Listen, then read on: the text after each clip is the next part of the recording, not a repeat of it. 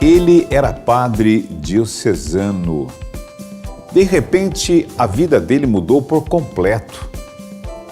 De padre, ele virou pastor. Estou falando do pastor Nivaldo Lisboa. Vamos recebê-lo? Vamos acompanhar um pouco a sua história? Muito obrigado, por favor. Pastor Nivaldo Pereira. Nivaldo Lisboa Soares.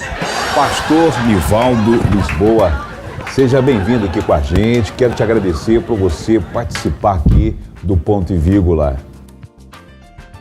É um prazer estar aqui e eu quero saudar o senhor e cada telespectador neste momento. Que paz seja convosco. Bom, além do senhor foi padre, vamos acompanhar um pouco a tua história, e é pastor, o que mais o senhor cursou? Qual é o outro lado que o senhor tem em termos de trabalho? Olha, para ser padre da Igreja Católica, são necessários, depois dos estudos propedêuticos, para que o candidato ao sacerdócio conheça as línguas originais, o grego, o latim, o hebraico. A gente tem que passar pelo curso de filosofia. Depois de 4 anos de teologia. Passei por esses estudos dentro do seminário diocesano de Caratinga, Minas Gerais. Recebi as ordens menores, que são o leitorato, o acolitato. Depois veio a ordem maior, que é o diaconato e finalmente o presbiterato. Então, assim, na Igreja Católica só existem 3 graus hierárquicos: o diaconato, o presbiterato e o episcopado. Diácono, padre e bispo. E o senhor? Eu só fui padre. Padre. Eu não cheguei a bispo. Chegou bispo, Jesus, né? Me salvou. Agora é o seguinte, é porque hoje tem tanto padre, né? Padre não sei do que, padre não sei na onde. Mas o senhor foi padre da Igreja Católica Apostólica Romana. Porque nós temos também a Católica Apostólica Ortodoxa, que é regida pelo patriarca, ou no caso de Roma, é o Papa Francisco, né? E o senhor foi padre quanto tempo que o senhor exerceu essa função de padre? Fui padre durante 5 anos. 5 anos. Encardinado, ligado à Diocese de Governador Valadares. O senhor tinha essa vocação de padre na época? Olha, como é que era? Não, eu nasci numa família muito católica. Lá em casa a gente rezava o terço toda noite.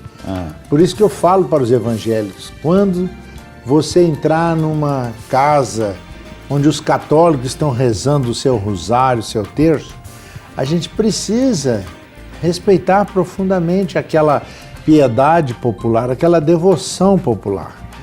E lá em casa a gente rezava o terço, mas Deus começou a me tocar.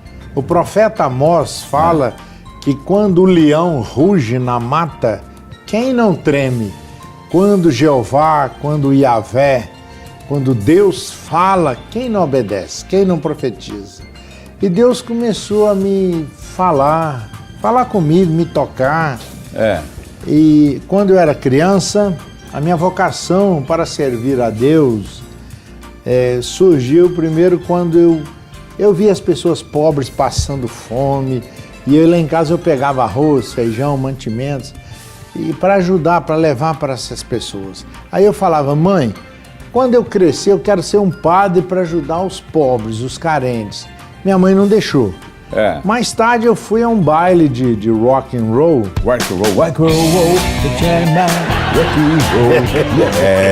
Naquela época dos Beatles, Rolling Stones, Janis Joplin, Jimi Hendrix, Pink Floyd. Sabe que eu fui cabeludo, né? O senhor também? Eu fui cabeludo, usava uma costeletona enorme. O senhor gostava de rock? Não, era um jovem. Eu era mais jovem, cabeludão, aquela costeleta, sabe aquela costeleta enorme aqui? Elvis Presley. Mas então eu fui a um baile, eu tinha uns 15 anos. E ali é o som daquelas músicas, né, do Pink Floyd, Dark Side of the Moon, dos Beatles, Rolling Stones. Eu vi jovens usando drogas, fumando maconha, cheirando cocaína, não existia crack ainda. E ali aquilo me revoltou. Eu cheguei em casa, falei com a minha mãe, falei, mãe, a senhora não vai me impedir. Eu quero ser um padre e a motivação, o life motivo que me levou a ser padre foram os pobres e os jovens. Aí aos 17 anos de idade, eu fui para o seminário diocesano de Caratinga. Hoje, o tempo do seminário até a formação de padre, quanto tempo de estudo? Envolve 7 anos. 7 anos. Porque... Bom, o senhor estava convicto, eu sou padre e pronto, estava convicto, não ia casar. Deus, fiz os votos, os compromissos. Tinha que fazer. Né? Bom, aí o senhor celebrava missa, casamento, o senhor era o Padre Nivaldo, era conhecido como Padre Nivaldo. Lá em Governador Valadares eu era padre na paróquia chamada A Ilha dos Araújos. E também o bispo me deu um documento que se chama Provisão Paroquial. Eu me tornei pároco da minha segunda paróquia, a paróquia do Divino Espírito Santo. Então o senhor exercia a função total de padre, com missa, enfim, o senhor tinha a sua vida normal, as pessoas confessavam os pecados, o senhor mandava as pessoas... Todo mundo vinha se ajoelhar aos meus pés, confessava, eu falava, ego te absolva peccata tua, eu te perdoo dos teus pecados, in nomine Patris et Filius et Spiritus Sanctus. Eu dava o perdão, dava penitência. O dia que eu estava bravo, o dia que eu estava nervoso, perdoava não. Não faz isso, assim não? Eu não tinha paciência. Eu falava assim, a senhora não está merecendo perdão, o senhor não vai ganhar o perdão. Por que o padre perdoa e às vezes o padre não perdoa? Porque a gente aprende na teologia dogmática, teologia dos sacramentos, na Hamartiologia, a gente aprende que só o padre tem poder, exousia, autoridade para perdoar pecados ou negar o perdão. Olha, o senhor tinha essa formação. Tinha essa convicção. Agora, me diga uma coisa. Depois na Bíblia eu vi que não é o padre, não é o pastor, é o sangue de Jesus que nos purifica de todo pecado. Interessante. A vida de padre, você fez muito casamento, fez casamento normal? Casei muita gente. Consagrava, batizava as crianças? Batizei muita criança, fiz muito casamento, romarias, procissões, construí o templo católico lá na minha segunda paróquia. Isso me marcou muito, porque nós derrubamos o templo antigo, a igreja antiga, né? O templo da igreja. E aí, muita gente até falou, o Padre Nivaldo vai demorar uns 20 anos para fazer outra igreja, outro templo. E eu falei, não, vamos fazer com 2. E na data certa nós entregamos a igreja, eu procurei caprichar, nós fomos fazer ali com as janelas vindas dos Estados Unidos. Procurei fazer tudo com muito carinho e dedicação, passando dificuldades. Os padres, companheiros, até o bispo da diocese me ajudaram tanto. Eu tenho muita gratidão aos padres, meus antigos companheiros. Com o senhor, né? Eu acho tão importante que o senhor está falando em relação a isso aí. Mas a minha pergunta é essa e também de todos. O senhor viveu um período muito grande entre o seminário, de uma família tradicional e, ao mesmo tempo, aí depois o senhor exerceu a função de padre. Mas como é que deu essa mudança do senhor, então, se converter e depois fazer parte do ministério do meio evangélico? Como é que foi todo esse processo aí? Eu nunca pensei em me tornar evangélico. Mas o senhor tinha algum problema com o evangelho? Não, eu achava... Não gosto esses nunca crentes pensei aí? Em ser evangélico. Não. Até eu achava os evangélicos, não gostava... Tinha muitas coisas que eu não gostava. Como fiquei muito aborrecido, muito chateado com aquele pastor que chutou uma imagem da senhora Aparecida. E naquela época você era padre? Televisão. Não, já era convertido. Já era convertido, mas não gostei. E eu não gostava, na época de padre, dos pastores, assim... Eu não gostava, assim, de pastores que criticavam a Igreja Católica. Essa crítica o senhor não aceitava e ainda não aceita até em relação a isso aí? Não aceito. Por exemplo, uma coisa que eu gosto muito na Igreja do Evangelho Quadrangular, que a Igreja do Evangelho Quadrangular prega o Evangelho de Cristo, da salvação, prega a libertação que Cristo veio nos trazer, a cura divina, anuncia a volta de Jesus que está próxima, mas a igreja quadrangular não joga pedra em padre, não critica. E aí, como é que foi essa conversão? O senhor a minha conversão, rádio? Como é que foi? A minha conversão foi no meio da missa. Missa? É. Uau! Como é que foi? Sabe, pastor Vicente? O senhor está batendo aqui, o relógio aqui é muito bom o relógio do senhor, hein? É, o relógio, esse relógio é brasileira, da Itália? Não, esse é do camelódromo. Mas vem cá, como é que foi esse detalhe da missa? Ó, eu estava terminando de construir a igreja, o templo católico. Meu carro quebrou. Lá na oficina mecânica, eu encontrei um evangélico, um irmãozinho, um irmão muito humilde. Ele era da igreja presbiteriana do Brasil, o irmão Arsênio Batista Mendonça. Arsênio. Aí eu brinquei com ele, falei, ô irmão, vai lá assistir minha missa domingo. Aí ele ainda falou assim, mas padre, eu sou evangélico. Eu falei, mas vocês evangélicos vivem convidando meus católicos para irem às suas igrejas. Eu falei, vai lá à minha paróquia domingo. Eu falei, leve a sua Bíblia da capa preta, que eu vou deixar o senhor pregar na missa domingo à noite. Aí o senhor falou sério mesmo? Falei sério, falei, ó... O senhor ia dar oportunidade para ele mesmo? Eu falei, se o senhor for lá, eu vou deixar o senhor pregar. Ainda falei com ele, eu quero que o senhor pregue sobre dízimo, porque eu estou precisando de dinheiro para acabar de fazer a igreja católica o templo. E vocês evangélicos, vocês dão dízimo de tudo. Antigamente na igreja católica não havia pastoral de dízimo, hoje tem. Mas eu brincando, fiz aquele convite, fui embora, eu me esqueci do irmão Arsênio. Mas ele ficou a semana toda jejuando e orando. Domingo de manhã ele passou lá na igreja dele e pediu aos irmãos, gente, orem por mim, que eu estou indo para a missa. Aí os irmãos, o senhor vai para a missa? Ele falou, o padre Nivaldo me chamou para pregar na paróquia. E eu estava lá me paramentando, vestindo a batina, colocando a túnica, a estola. Às vezes eu usava a casula dalmática, sobrepeliz. Quando eu olhei a porta da igreja católica, quem é que vem chegando? O irmão Arsênio. Aí eu fui lá, falei, o senhor aqui na missa? Ele falou, padre, o senhor não me convidou? Eu vim, uai.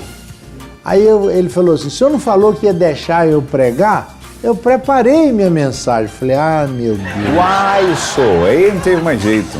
Aí não teve jeito, tive que deixá-lo pregar na missa. Você chamou, como é que o senhor falou aqui, tal, fulano, só apresentou como evangélico? Na hora da missa eu falei, gente, esse homem aqui é um protestante, é um evangélico, e é o irmão Arsênio. Nós vamos deixá-lo falar, vamos permitir que ele fale de Jesus aqui na missa, que ele deixa aqui a mensagem que está no coração dele. Até expliquei que até 1960, um evangélico jamais pregaria numa missa. Nunca, acho que o senhor foi inédito fazer isso aí. Mas depois do Concílio Vaticano II, das constituições, dos decretos, ali dos documentos conciliares, Gaudium et Spes, Lumen Gentium, Sacrosanctum Concilium, Optatum Tossius, esses são em latim. Em latim. São os nomes dos documentos, Sacrosanctum Concilium. É tudo que mudou, porque até 1964 o padre não podia andar na rua a não ser que fosse de batina. Hoje não. O padre pode andar em traje secular. Mas ele chegou lá e começou a falar. Aí ele chegou lá, falei, agora nós vamos deixá-lo pregar. Aí no meio da missa ele abriu a Bíblia. Onde ele abriu? Ele abriu a Bíblia Sagrada lá na missa, domingo à noite, igreja católica lotada. Ele começou a pregar ali naquela paróquia, na diocese de Governador Valadares. Ele começou a pregar, e conhecereis a verdade, e a verdade vos libertará. Foi isso que ele pregou. Se, pois, Jesus, o Filho, vos libertar, verdadeiramente sereis Aí ele livres. pregou sobre a salvação, então o senhor assistiu, começou a acompanhar. Eu fiquei ali, eu estava sentado e ele do meu lado, pregando, eu ouvindo, ele falou um pouquinho sobre dízimo, Mas de Jesus, da salvação, ele falou a missa toda. E aquilo começou a mudar o senhor? Aquilo começou a me tocar e o povo, muita gente começou a chorar. Teve até um homem que se levantou, às vezes eu não conto nas igrejas, mas eu estou me lembrando aqui agora, teve um senhor que estava sentado na frente, ele me ajudava muito na paróquia, ele se levantou e subiu ao altar e me agarrou e me sacudiu e falava: padre, pelo amor de Deus, padre Nivaldo, traz esse crente para pregar mais para nós, padre. Ele não sabia que daí uns 10 minutos, eu e ele, nós dois, e muita gente iríamos levantar a mão aceitando Jesus. Uau. Aí, pastor Vicente... Então ele pregou sobre a salvação, muita gente... O senhor levantou as mãos? Não, ele foi pregando... Ele não criticou minhas imagens. Hoje eu sei que imagem de escultura... Depois o senhor vai falar sobre isso. Depois eu explico. Mas ele falou da salvação. E ele falou uma coisa lá na missa, que eu era padre, eu nunca tinha parado para pensar. Com todo estudo que o senhor passou... Com todo estudo de filosofia, de teologia, de bibliologia, de tudo que eu fiz, eu nunca tinha parado, porque isso o padre não estuda sobre isso. Um homem da roça, um plantador de café, um vendedor aposentado, aquele homem que agora há pouco tempo partiu para o Senhor. Ele falou na missa que o que está lá em Apocalipse, que toda pessoa que o nome dela não estiver escrito no livro da vida será jogado no lago. Aí o senhor já levou aquele choque. Eu levei um choque, uai, eu era padre, eu nunca vi isso, não. Toda pessoa que o nome dela não estiver escrito lá no céu, no livro da vida, será jogada no lago de fogo. Mas aí, durante todo esse trajetório, ele fez o apelo e falou alguma coisa? Aí ele terminou a mensagem dele explicando as 3 coisas que a gente tem que fazer para ter essa segurança de vida eterna, essa certeza da salvação. Ele falou: olha, quem não quer ir lá para o lago de fogo e de enxofre, aí pegou, hein? Quem quer ir para o céu, quem quer ter a certeza da sua salvação, a segurança que só Jesus pode dar, tem que fazer 3 coisas. Tem que arrepender-se dos pecados, Atos 3, verso 19 a 21. Tem que crer e abrir o coração, aceitar a Jesus como seu único Salvador e Senhor. E quem crê e for batizado será salvo. É o batismo. E seguir a Bíblia como o manual do fabricante, como única regra de fé e prática. E aí ele ele fez uma pergunta, ele falou na missa: quantos católicos, nesta noite de domingo, quantos aqui nesta missa querem agora entregar sua vida a Jesus? Aqueles que querem agora, nesta missa, aceitar a Jesus como seu único Salvador, seu único Senhor. Ele falou: fique em pé, levante a mão e ore comigo. Muita gente chorando levantou as mãos. Puxa. E eu, que era o padre que estava ali perto dele, o Espírito Santo me tocou quando eu vi. Eu dei um pulo e levantei minha mão de batina e tudo ali, aceitando a Jesus. Quando ele olhou e viu aquela quantidade de gente se convertendo, até o padre, ele falou: quem está nesta missa entregando sua vida a Jesus de coração, ele falou: saia dos seus bancos, vem aqui para frente do altar. Eu desci do altar, eu não fui o primeiro, porque muita gente correu na minha frente, mas quando eu vim andando, comigo quase 200 católicos vieram à frente, aceitando a Jesus. Teve até gente que falou assim: o nosso padre ficou doido, o padre Nivaldo vira crente no meio da missa. E como Deus abriu as portas... Porque isso é inédito, um padre se converter, aceitar Jesus no meio da missa... Aí eles falaram assim: o padre ficou doido. Ficou maluco. Um dia eu fui pregar numa cidade, falaram que eu fiquei doido, eu falei: olha, se eu fosse doido, como é que eu seria professor universitário dando aula para um curso de pedagogia, ciências sociais e letras, ali na Universidade do Vale do Rio Doce, em Governador Valadares, quando ela era ainda Facivale, Faculdades Integradas do Vale do Rio Doce. Então, se eu fosse doido, como é que eu ia dar uma aula de pedagogia de Piaget, Pestalozzi? O senhor aceitou Jesus, mas aí, após essa conversão, o que o bispo fez? O bispo entrou em choque com o senhor? Não. Como é que foi o processo para o senhor? Não, aí eu me converti no meio da missa. Aí, naquela mesma noite, sempre tem as pessoas que denunciam. Aí sempre tem em qualquer lugar. Naquela mesma noite, como é que fala? É o roda-peão. Alguém ligou lá para a Cúria, para a Mitra Diocesana. Uma loucura. Para falar para o bispo. Nosso padre virou crente. O padre ficou doido. Eu fiz uma carta, um documento, agradecendo o tempo que eu fiquei na Igreja Católica. Uma moto XL que eu tinha, 250, um Fiat Uno, que eu ganhei aqui de São Paulo, um tio meu, que foi usado por Deus para que eu tivesse aquele carro. Eu abri mão daquilo tudo, e eu saí da Igreja Católica em paz, tranquilo, entreguei a carta para o bispo, e o bispo mandou para o Vaticano. Inclusive, quem assinou a minha saída da Igreja Católica foi o Papa João Paulo II. Não fui excomungado, não foi excomunhão. Meu documento foi secularização. Tem a dispensa de celibato, a secularização, e tem a excomunhão, né? Mas eu saí em paz, não falo mal da Igreja Católica. Eu procuro falar de Jesus. Claro, agora me entenda uma coisa, durante muitos anos o senhor vivia na idolatria, né? Até tem uma situação de um rapaz bêbado, ele entrou na Igreja Católica. Padre, me dá a benção para mim, padre. Me dá. Tá bom, te abençoe, meu filho. Vai com Santo Antônio, com São Geraldo, com Santa Gertrude, com Santa Luzia. Vai aí com São Tomé. Vários santos. Muito obrigado, padre. Foi embora de bicicletinha. Aí a bicicleta, ele estava meio bêbado, ele caiu da bicicleta. Eu sabia. Um monte de santos, gente aqui na minha bicicleta, eu tinha que cair mesmo. Então, agora, como é que o senhor conseguiu mudar esse lance? Porque tinha um processo de idolatria. Eu respeito as religiões, mas eu digo aquela convicção que o senhor pregava. E, de repente, claro, só Jesus Cristo é o Salvador. Então, eu vou conseguiu mudar isso aí? Vou explicar para o senhor. A diferença de um padre para o pastor. Todo pastor evangélico, genuíno pastor. Mas uma coisa eu sei, não tem diferença não. Padre come bem, tem muito pastor que come bastante. Jeito é igual.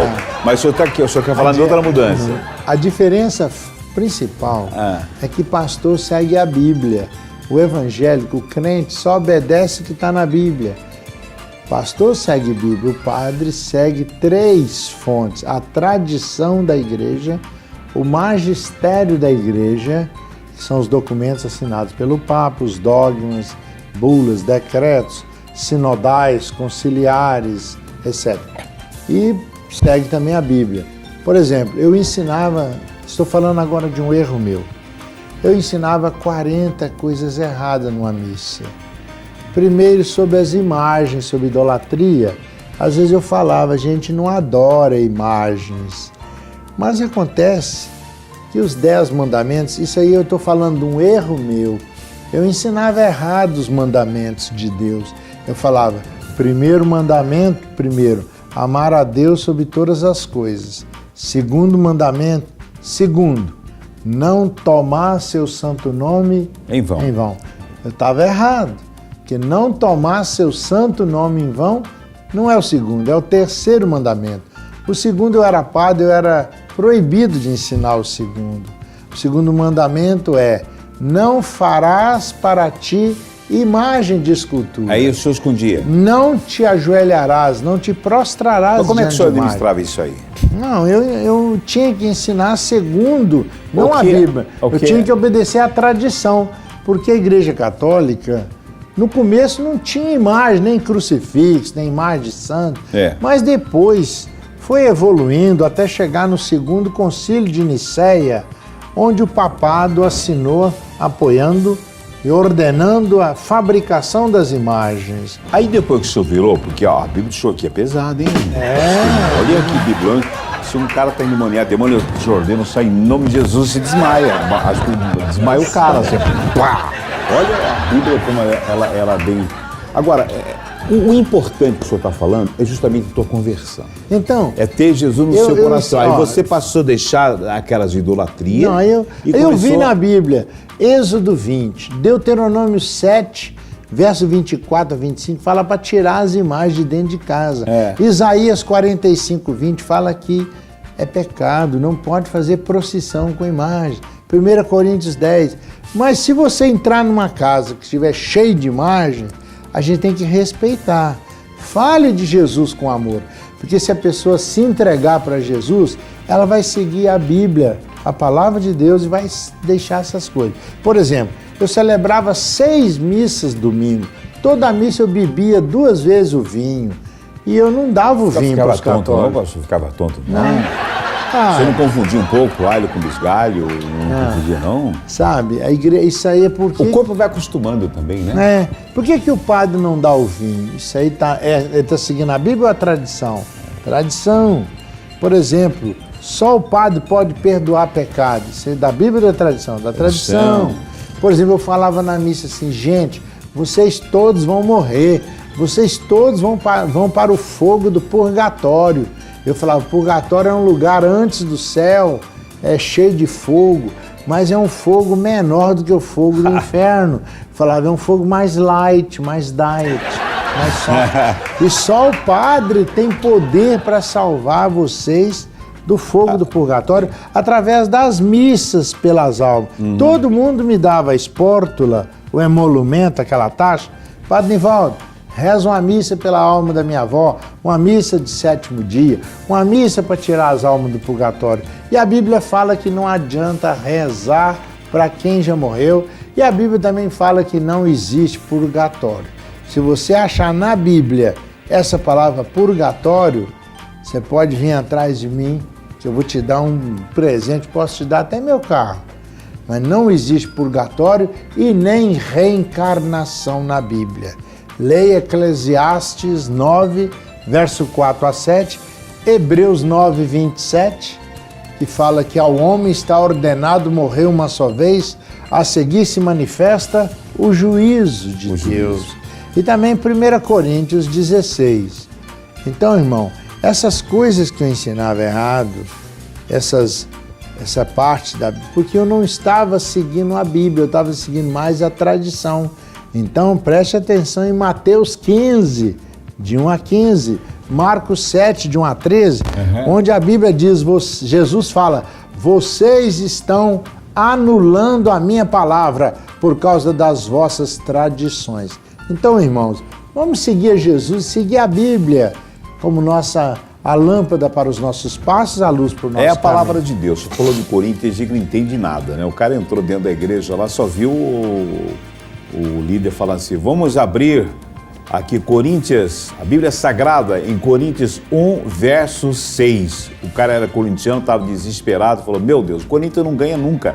E até na Bíblia o Corinthians está perdendo. Coríntios 1, verso 6. Ele não conheceu isso aí. Pastor Nivaldo, o seu testemunho é maravilhoso, o seu testemunho assim, é fantástico.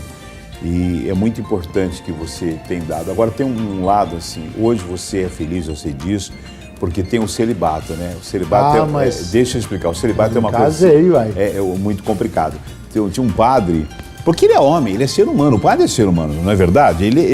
Todo mundo é ser humano. Ele estava servindo a hóstia, né?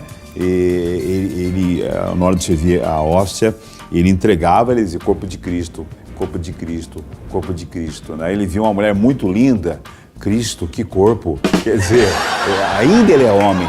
Agora, esse celibato é um problema que realmente muitos passam a ter, né? Hoje o senhor é casado? Sou casado, tenho meus 5 filhos, mas a minha esposa Maria, se estiver vendo, um abraço, Deus te abençoe. Eu não deixei de ser padre para me casar, depois é que veio meu casamento. Tive muitas lutas, mas tenho uma esposa maravilhosa. Me casei com ela quando peguei uns jovens drogados, traficantes, de uma favela do Rio, Morro do Querosene, Catumbi. E ali um rapaz levaram uns tiros, estava com 2 balas nas costas. E eu peguei aquele moço, mais um grupo, levei para Valadares e a irmã Maria, eu não tinha dinheiro para colocar num hotel. Aquela irmã abriu a casa dela 10 para meia-noite, cuidou daqueles rapazes. Quando eu bati a sua porta, eu falei, irmã, eu era o padre Nivaldo, aqui de Valadares, da Ilha dos Araújos. Ela falou, eu tenho seu disco, tem as músicas que o senhor toca na viola, com orquestra, a música do cemitério. Falei, irmã, eu estou precisando de comida e um lugar para esses homens dormirem. Ela falou, pode entrar que a casa é sua. Aí fiquei com a Maria e com a casa, né? Eita, nós! Aí daí uns dias eu tinha ido pedir doações, saí pedindo arroz, feijão, doações, porque até hoje eu não tenho salário de igreja, eu vivo pela graça de Deus. Vive em missões, em trabalho. Aí, né? Então, aí aconteceu que eu cheguei à casa dela e vi a Maria na sala com algodão limpando o braço do rapaz que tinha sido baleado. Eu olhei e foi aí que me despertou, senti algo no meu coração por ela. O coração disparou pela Maria, né? É. O coração ficou te batendo por ela. Aí daí uns dias eu cheguei para ela, falei, irmã, eu preciso falar uma coisa com a senhora. Ela falou, o que é? Eu falei, irmã, eu tô tendo uns pensamentos esquisitos na minha cabeça. Eu tô tendo uns sentimentos assim estranhos. Ela falou, o que é? Fala, pastor. Aí eu falei, irmã Maria, eu falei, irmã, é que eu tô sentindo uma vontade de casar com a senhora. E ela? Aí ela riu e falou, seu irmão, é de Deus. Nós estamos fazendo agora 21 anos de casado. Quantos filhos mesmo? Temos 5 filhos. De sangue é o Felipe. O senhor também não perdeu tempo, hein? Não, o Felipe é meu filho de sangue. E o Wagner, o Alexandre, o Adriano, o Wellington, mas são filhos também. Não existe enteado, adotado, existe filho. Existe eu filho. Amo, peço a Deus que abençoe meus 5 filhos. Bom, gente, olha, o nosso tempo é muito rápido. Você pode acompanhar o pastor Nivaldo, ele vai passar o telefone para convidar para ele estar na sua igreja, em qualquer lugar, para ele falar um pouco mais do que nós estamos aqui assistindo, acompanhando. Qual é o contato contigo? Meu telefone, se você quiser me convidar para fazer alguma conferência, alguma campanha, sou um campanhista, sou um missionário. O telefone 33 98820 6998. Repita. 33 98820 6998. E o segundo número, que é da TIM, o primeiro é da Oi, o segundo da TIM é código 31 de Belo Horizonte, aí vem 99158 0839. Então, 31 99158 0839. Olha, quero mandar um abraço para vários pastores onde nós pregamos, lá no missionário Narciso Parisotto, pregamos lá 1.022 pessoas aceitaram Jesus naquele final de semana inesquecível. Um abraço, pastor Getúlio, pastor Dorvalino Brocanelli, que nós já pregamos lá em Araras, aquele grande apóstolo de Cristo, um homem dinâmico, já pregamos ali com muitas conversões, ali em Araras, já tivemos lá 3 vezes, e aquelas campanhas inesquecíveis, e assim no pastor Rocco, e assim outros pastores que a gente não consegue, Amém. Pastor Antônio Genaro, lá de Belo Horizonte. Amém. Pastor Nivaldo, gostei da tua Bíblia, mas ela pesa, hein? É pesado mesmo. Você aceita Jesus como teu Salvador, senão eu te abençoo agora.